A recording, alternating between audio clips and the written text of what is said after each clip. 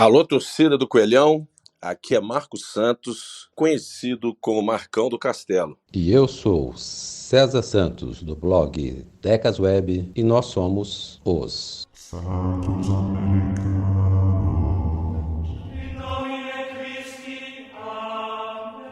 Olá, seja bem-vindo ao Santos Americanos número 11, mas antes de começar, não deixe de se inscrever no nosso canal do YouTube, mesmo que esteja nos ouvindo por qualquer um dos diversos agregadores de podcast em que o programa está disponível. É fácil e rápido, e você ainda nos ajuda a divulgar o programa e recebe notificações a respeito dos próximos episódios. Pois bem, essa semana o América anunciou a contratação de Marconi Barbosa como o novo diretor de marketing do clube, que exerceu diversas funções no nosso rival do Barro Preto e assume o cargo exercido anteriormente por Hervey Lemos, que saiu do América em junho deste ano. O tema do programa dessa semana gira a respeito dessa contratação. Será que é uma boa ter um ex-profissional do nosso rival trabalhando para o Coelhão? Quais são os grandes desafios que Marconi Barbosa irá enfrentar na direção de marketing do América? Para debater esse assunto comigo, o marqueteiro oficial deste programa, Marcão do Castelo. Tudo bem, Marcão? Fala, César Decas Web, tudo bem com você? Nossa torcida, estamos aí de volta para mais um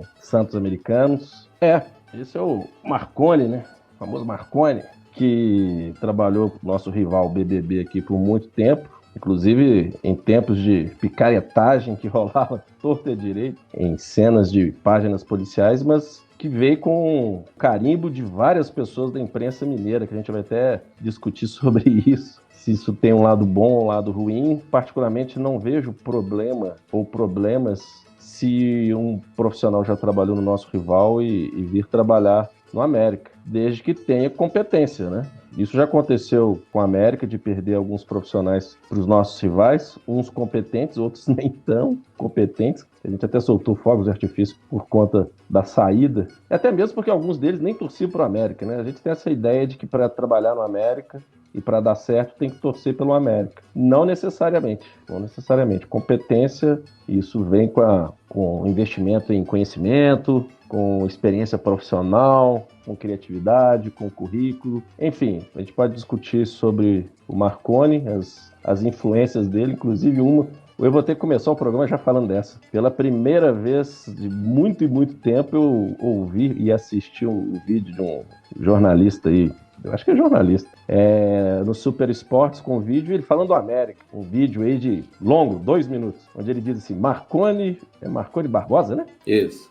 Marconi Barbosa é o novo diretor de marketing do América. Eu falei, que é isso? Jornalista que nasceu em Juiz de Fora, que acha que é carioca e torce pro Flamengo, falando do Marconi, para ele chegar e falar assim, o Marconi é um baita de um profissional.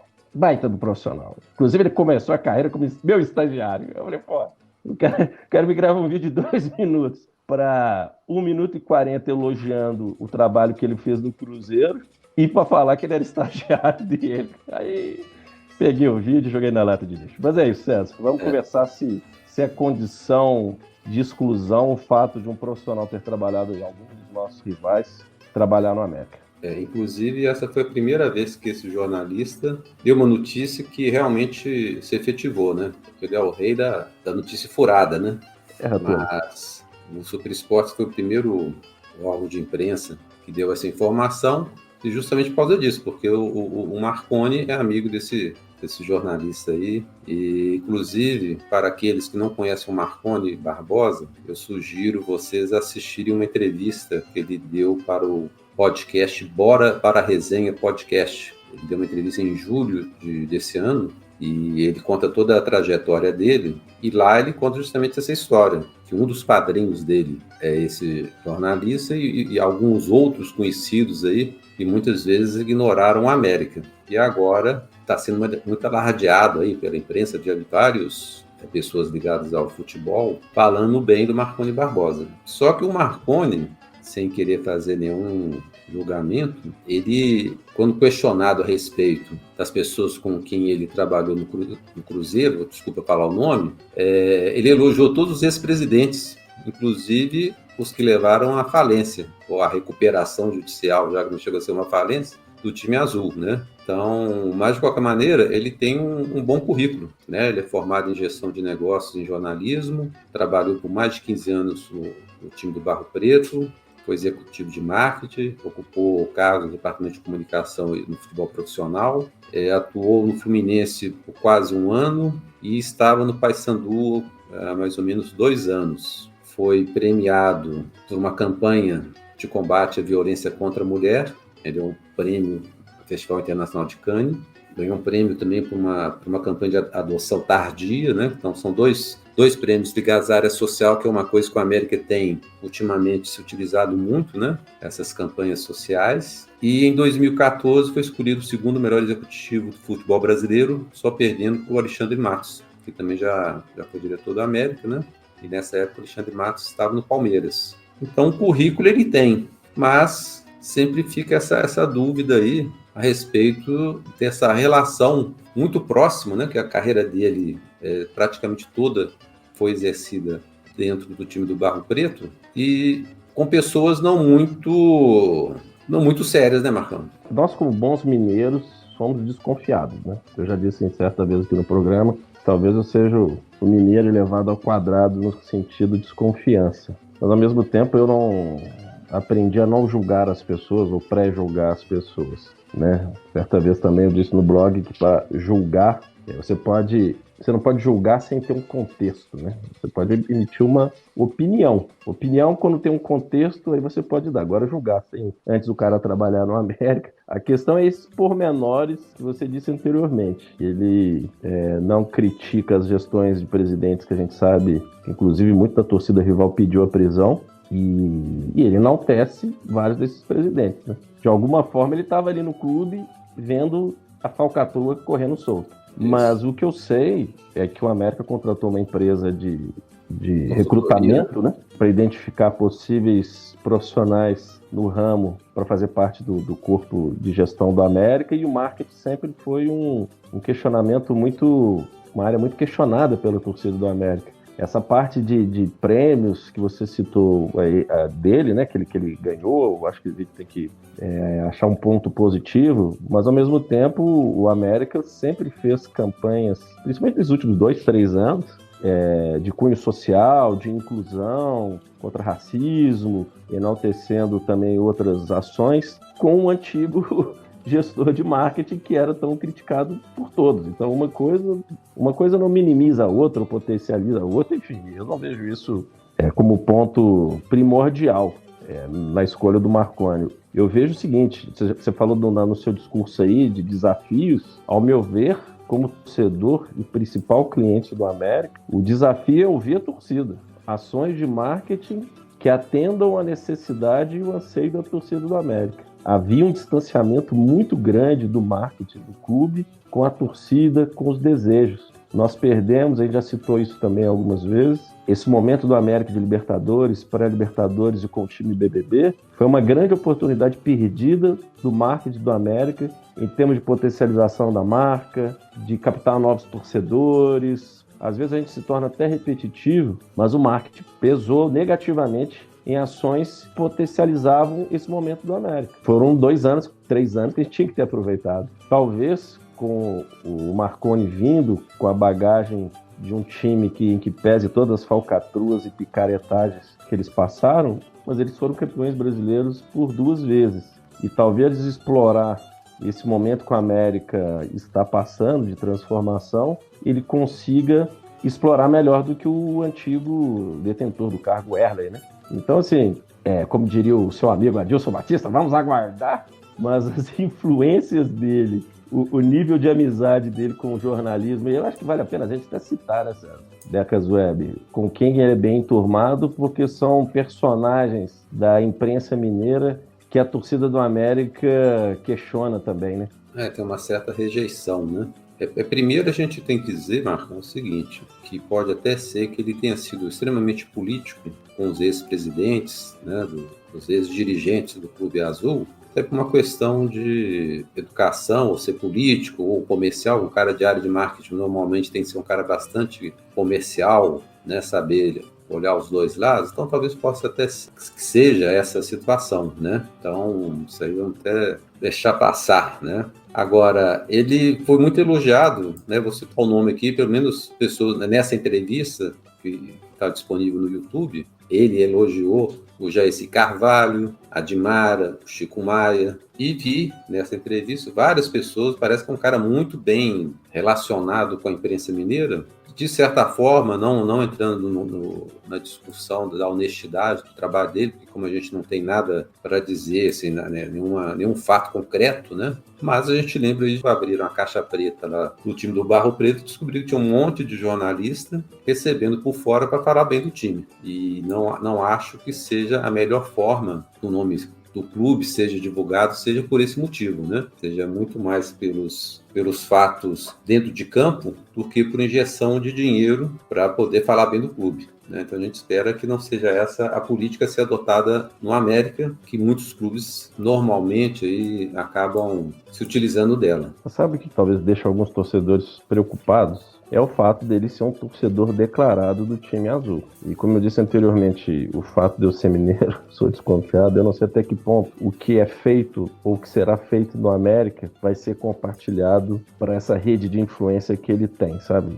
Então eu fico o tanto quanto com o pé atrás nesse aspecto. Mas então essa questão dessa rede de influência é que me preocupa um pouco. Da mesma forma que a gente sabe que o Paulo Assis, em determinado momento ele saiu do América, quando ele coordenava essa questão da SAF, né? Foram os primeiros momentos de SAF que o América estava em processo de construção, ele saiu do América e foi para o Cruzeiro. Você acha que ele não passou não só a expertise, mas o que acontecia dentro do América para o Cruzeiro? Óbvio, ele saiu de uma empresa, vamos pensar em mundo corporativo, uma empresa no mesmo segmento e foi trabalhar num rival, numa empresa concorrente. Óbvio que ele vai passar as situações, né, de sucesso ou até mesmo de fracasso, entre aspas, para o outro, para a empresa que ele está indo trabalhar. O que me deixa com a pulga atrás da orelha, até que ponto o trabalho que vai ser feito aqui não vai ser repassado para lá. Aí você pode perguntar, pô, Marcão, são outras pessoas, o clube de lá é uma outra gestão, um outro modelo. Pô, mas o cara é cruzeirense, né? Essa é a dúvida. Talvez se ele fosse torcedor do Náutico, se ele fosse torcedor do Juventude, do Vasco, do Inter, a gente não teria esse tipo de receio, mas o cara é declarado torcedor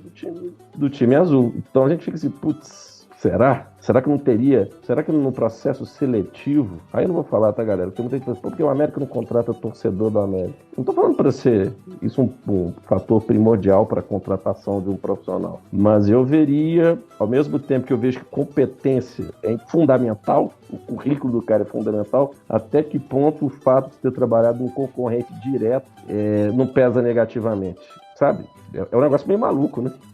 Meio maluco para colocar na balança. É como você disse, se tivesse vindo de um outro estado, um profissional né, que trabalhou muitos anos, por exemplo, se ele não tivesse ficado tantos anos no time azul, tivesse ficado tantos anos no Fluminense, a gente veria o profissional com outros olhos, né? Mas como é o contrário, nas Laranjeiras ele ficou muito pouco tempo, menos de um ano, e aqui no rival ele ficou mais de 15, quase 20 anos, eu acho natural que a gente fique com o pé atrás. É lógico que a gente confia na direção do América, na presidência, nos diretores da América e tal, que vão, no final da história, são eles que aprovam ou desaprovam as decisões que são levadas até eles. Sabemos até que ponto que ele vai ter autonomia, a gente sabe que no América as coisas são bem centralizadas, para ele poder tocar alguns assuntos aí, e a gente tem que acreditar nisso. Mas, de qualquer maneira, fica essa desconfiança que eu até achei, pelo menos nas redes sociais, eu não vi muita rejeição. Não sei se as pessoas não se atentaram para isso, ou se ficou restrita a grupo de WhatsApp, mas vi pouquíssima gente comentando a respeito dessa efetivação. Talvez porque, como você disse, Marcão, o América contratou a empresa Taylor, e foi inclusive anunciada numa rede social aí de empregos, vamos dizer assim, né? Várias pessoas concorreram e parece que o processo foi bastante transparente. Ele teria conseguido a vaga realmente por méritos. Então vamos confiar de que tanto a empresa de consultoria que assessorou o América nessa contratação, como a própria direção da América, estejam cientes, né, de toda essa trajetória dele, né, e conheçam bastante o passado do profissional, que isso não vai trazer para maiores problemas para o clube mais para frente, né? A gente não está torcendo, colocando urucubaca, nada disso não, pessoal. A gente está colocando esses fatos à tona, né? O César citou no início do podcast que ele ouviu e assistiu a entrevista dele no YouTube, onde esses pormenores foram citados. Isso, com certeza, não vi ninguém comentando em nenhum grupo de WhatsApp, nenhuma roda de torcedores do América, né? Dessa entrevista em específico que você assistiu. Vamos aguardar novamente o que eu disse, começar trabalho e ver até que ponto o contrato de trabalho dele está vinculado à SAF, ou se já tem o dedo da SAF ou não. Esses detalhes pequenos, vamos dizer assim, a gente vai ficar sabendo com o anúncio da SAF em breve, ao final do Campeonato Brasileiro, e ver se ele vai ser, vamos dizer assim, efetivado por um tempo maior. Eu não sei qual é o vínculo empregatício dele, né? Pode ser que, quando se torne SAF, mude tudo. Ou, sendo SAF, a contratação dele já venha com a aval dela. Então, a gente não sabe disso. Mas vamos confiar. É importante, nesse momento no podcast, a gente falar um pouco, né, César, de quais são os desafios dele. A gente aqui nos bastidores falou, a gente comentou do sócio lá do Paysandu. A gente sabe que o Onda Verde, o marketing do América, foi muito questionado sobre ações de marketing, criatividade, de ouvir a torcida, e até que ponto a experiência dele como o diretor de marketing do time azul, tanto de Minas como lá do Pará, vai ser potencializado o Onda Verde. São realidades distintas. Você até falou que o Paysandu são 7 mil sócios, César?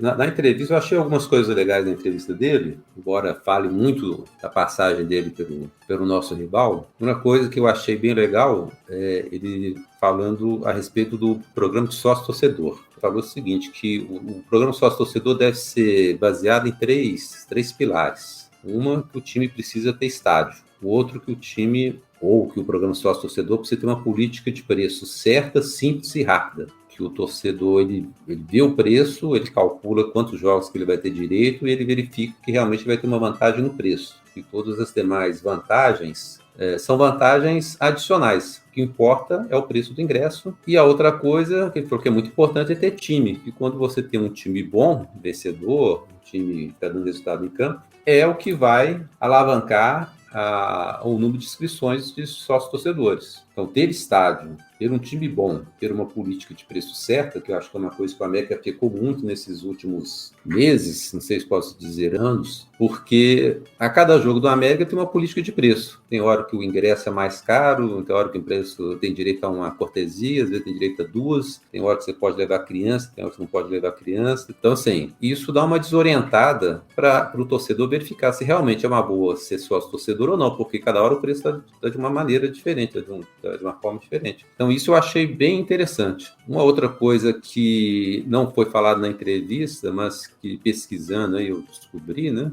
No nosso rival aí, partiu dele, ou na época que ele estava na direção de marketing do clube, a criação do bar-restaurante foi aberto em Belo Horizonte aí, com uma parte temática, é um assunto que a gente até conversou muito no episódio passado. Quem não nos ouviu, sugiro aí voltar ao Santos Americanos número 10, que a gente comenta bastante sobre o aproveitamento do Independência. Inclusive, tem até o nome de uma empresa, uma rede de gastronomia voltada para clubes, que é uma coisa que o América poderia se aproveitar, e tendo um profissional que já trabalhou em um projeto semelhante, poderia ser implantado. E uma outra coisa que ele está fazendo agora no Paysandu é que eles criaram lá a Papão TV Play, que é uma plataforma voltada para o torcedor que permite a cobertura de eventos de vários outros esportes do clube. Até porque lá eles têm um problema de não ter televisão para alguns jogos do Paysandu, né? Porque é um time, não sei se está na série C ou D, não sei qual série que o Paysandu estava, mas tinha jogos que não eram transmitidos. Então eles transmitem, inclusive, eventos dos jogos da categoria de base, treinos. Então é uma coisa que seria legal. Já que a América tem time de futsal, a América tem time de vôlei, né? Tem as categorias de base e tudo mais e tal. Futebol americano. Futebol americano, né? Não sei se o time de hockey ainda mantém a franquia e tal, mas seria uma boa explorar também outros esportes, né? E explorar a divulgação da marca América, né? Através de um canal de conteúdo exclusivamente do América Futebol Clube, né? Você citou vários pilares e acho todos importantíssimos, todos têm a sua valia, e a questão da regra, para mim, é fundamental. Esse é o pilar número 1, né, de um programa de sócio-torcedor. É você ter uma política definida de preço de ingresso, né? Na verdade, é mostrar o benefício de você ser um torcedor de onda verde, que seja, né, um sócio torcedor, qual que é o benefício em relação a preço ou custeio de ingresso? Porque muitas das vezes isso perde a credibilidade quando muda de um jogo para outro, um é acesso duplo, o outro não é acesso duplo, o outro dá desconto de 20%, o outro dá desconto para 50%. É que negócio, se eu sou cliente, eu tenho que entender, eu tenho que ter uma regra que não se altera jogo a jogo, ou competição por competição. Isso tem que estar muito claro e de forma simples. Quanto mais simples, melhor. E quando você fala de 2 exemplos aí de criatividade, né, de exploração da marca América com outros esportes, acho fantástico, tem que ser feito mesmo. E a questão do bar é uma demanda que já há muito tempo a gente cita, né? Não só nós, como outros produtores de conteúdo e a própria torcida ali na Pitangui. E é isso, César, é explorar as oportunidades que o América tem de aproveitar o momento, né? Você falando do time vencedor, o América tem conquistado, se não títulos, mas almejando sempre, né, os últimos 2 anos, e vou contar com a Copa do Brasil quando a gente ainda estava na Série B. O América sempre está na mídia, é uma marca que sempre está na mídia. E nesse ano de 2022, com a classificação para a Libertadores, a marca América ultrapassou os limites não só das Gerais, como do Brasil. Então, se um equatoriano não conhecia o América Futebol Clube, ele conhece agora. O colombiano, se não conhecia o América Futebol Clube, agora ele conhece. Com as contratações internacionais que o América fez, a mídia sul-americana começou a conhecer o América Futebol Clube, até o Zárate. Quando o Zárate veio, a Argentina, outros clubes até da Europa, por onde ele passou, muito por conta do nome Zárate, começaram a conhecer o América Futebol Clube. Então, esse momento, quer dizer, que já se começou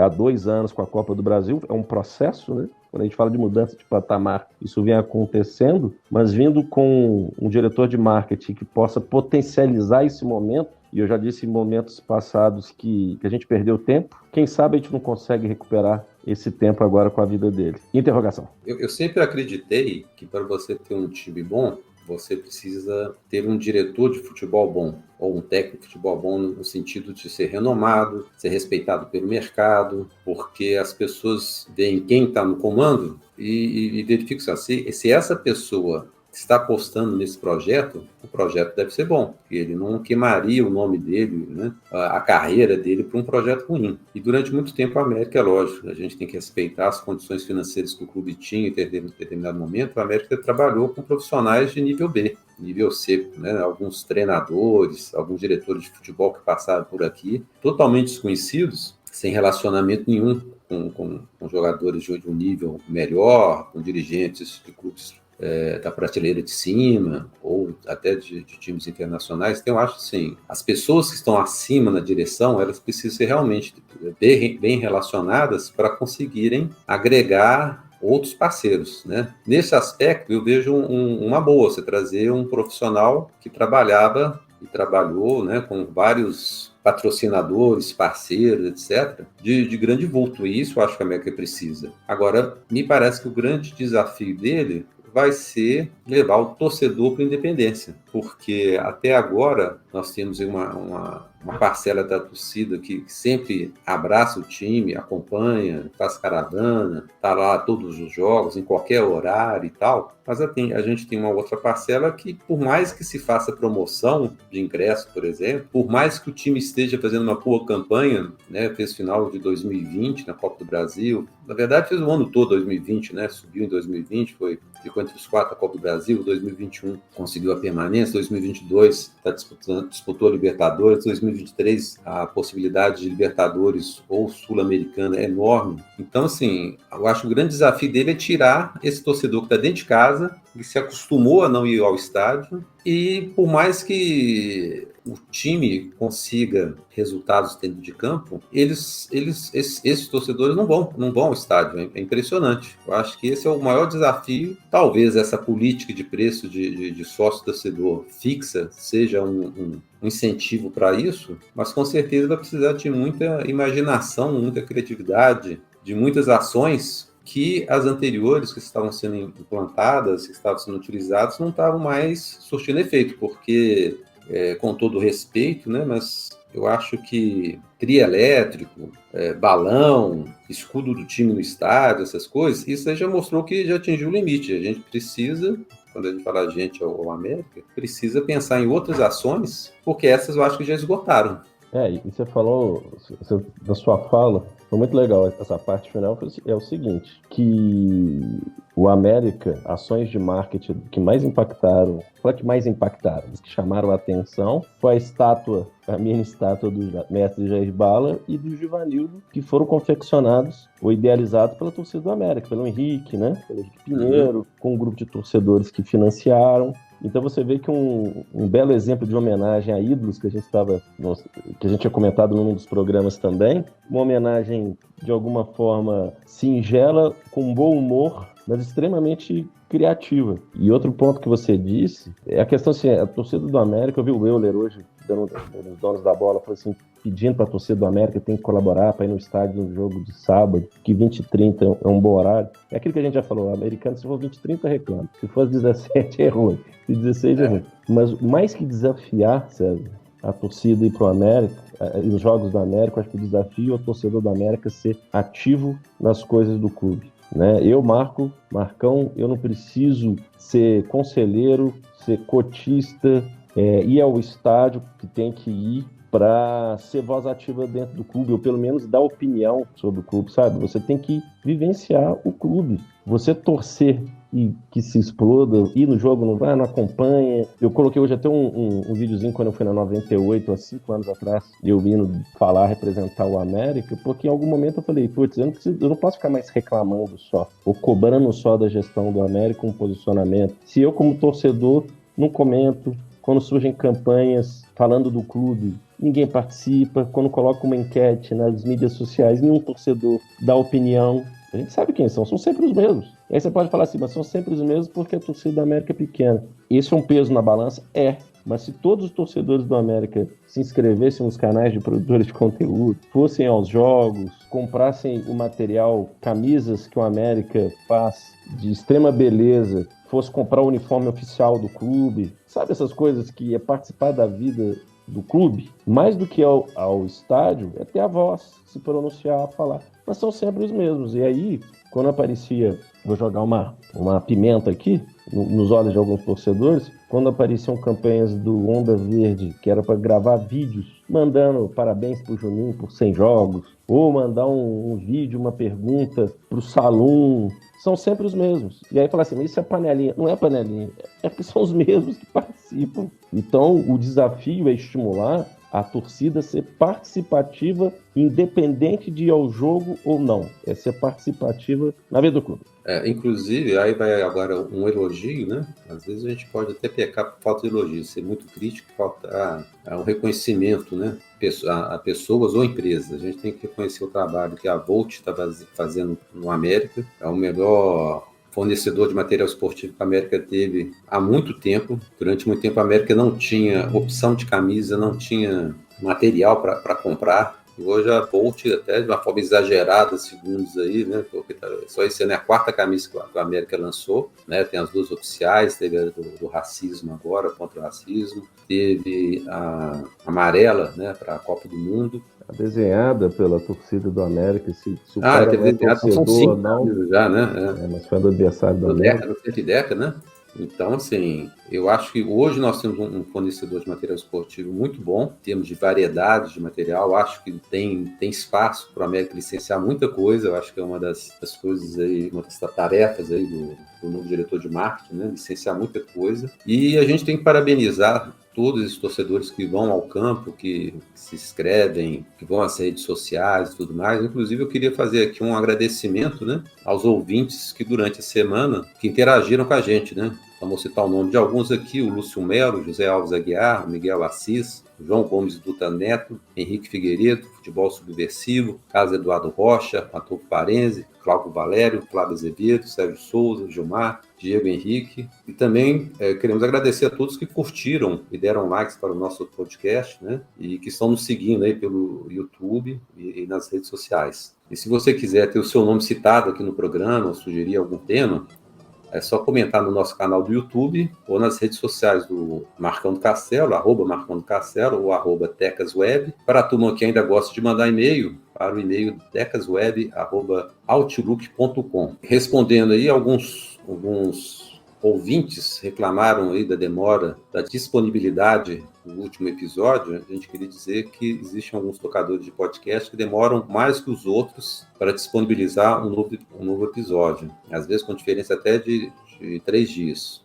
Então, embora a gente não tenha nenhuma preferência por nenhum deles, nós sugerimos a quem quiser nos ouvir, assim que o programa é disponibilizado, para nos acompanhar pelo YouTube e pelo Spotify. No YouTube você pode se inscrever e nos ajudar, mas também tem a opção do Spotify, embora continue em todos os outros agregadores de podcasts. César, me despedindo de vocês, nossos ouvintes, mandar um abraço também para o Wagner Debossan, que também costuma compartilhar os nossos episódios no Twitter, aos nossos ouvintes. E é isso, galera. Sejam mais participativos, sejam mais ativos nas mídias, nas produções de conteúdo, venda de camisa, ida ao estádio. O nosso papel é muito importante, para não dizer fundamental, para esse clube continuar sua vida longa, com novas perspectivas de títulos e participações de campeonatos nacionais e internacionais. Aquele abraço, obrigado, César. Tchau, tchau. Um abraço, Marcão, obrigado a todos que nos ouviram. Até a próxima semana.